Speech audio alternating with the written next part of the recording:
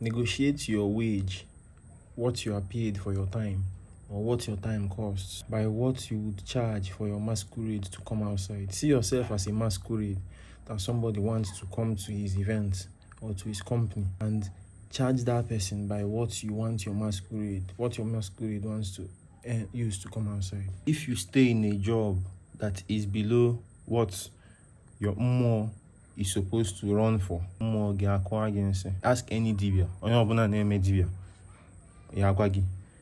na iwelu a job, ịchụ aja, iwelile ego ihe eji gbalụ isi onwe gị, mmụọ gị akwa gị nsị. Abịala ime ife Jesus n'ụwa. Negotiate the price where your mmụọ dey use run, ka ị lapụ ịkwụ in the long run. But also, as well, for conscientiousness, also pay people by what their masquerade has brought to your event. So don't try to reap somebody that did something for you, or because try and not pay the person, or try and not show love. Because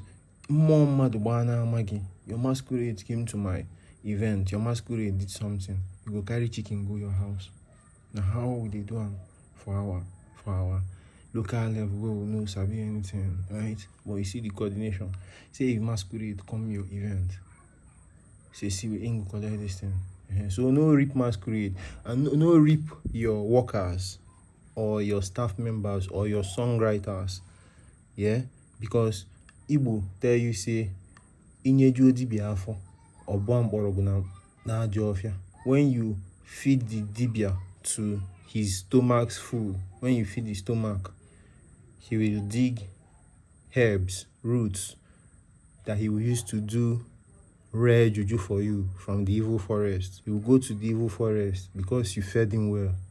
So when you feed your staff well, the masquerades that are operating that are helping push your enterprise or your songwriting or something, when you make them rich, you get the kind level of expression where they go feel bring for you.